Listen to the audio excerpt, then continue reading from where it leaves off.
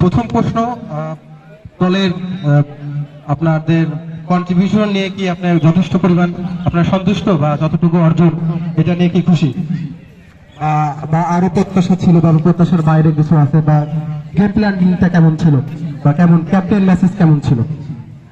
আসসালামু আলাইকুম। তো দলের পারফরমেন্স আলহামদুলিল্লাহ। তো আমাদের চাল ছিল যে প্রথমত ক্যাপ্টেনের চাল ছিল টসে উইনিং ব্যাপারটা। তো আমরা এই ওয়েদারে সচরাচর টসে জিতলে সেই ব্যাটিং চেষ্টা করবে।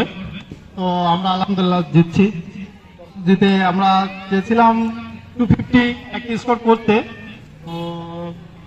তো পিচের আচরণ ব্যাটিং আমরা যেটা করছি, তো আলহামদুলিল্লাহ 250 প্লাস 200 প্লাস রানটা যেটা হয়েছে আলহামদুলিল্লাহ। বোলিং এ এক্সট্রা কোনো প্ল্যানিং আছে কিনা বা বিশেষ কোন ধরনের প্ল্যানিং, সেটা কি যদি আমাদের সাথে একটু শেয়ার করতেন? বোলিং নিয়ে আপনারা কি ভাবতেছেন? বোলিং ডিপার্টমেন্ট আলহামদুলিল্লাহ ভালো আছে।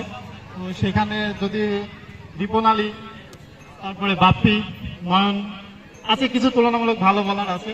তো আমরা চেষ্টা করব ওদেরকে আমাদের থেকে, যেহেতু সবাই জিততে চাই, তো সেখানে এক রান হলেও কমে যেতে আমরা আটকাতে পারি সেই চেষ্টা করব।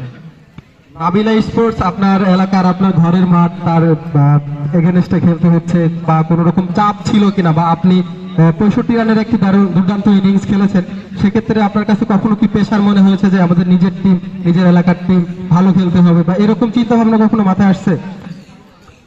প্রথম কথা হচ্ছে নাবিল বন্ধু, তো ওর টিমে খেলাটা উচিত ছিল, কিন্তু ও নিজেই বলছে যে বন্ধু আমি তেমন টিম ওখানে করতেছি না, তো তুমি যদি পারো তো অন্য টিমে যদি খেলতা সমস্যা ছিল না।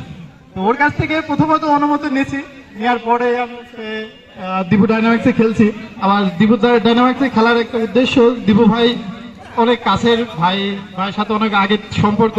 তো এই টিমে খেলা নিয়ে নাবিলা স্পোর্টসের কোনো টিম মেম্বার্স বা টিম মালিক কেউ কিছুই বলে নাই, বা বাজে টক বা কিছু, কারণ বলবেন আমি জানি সবাই আমার ছোট ভাই বেড়াদার।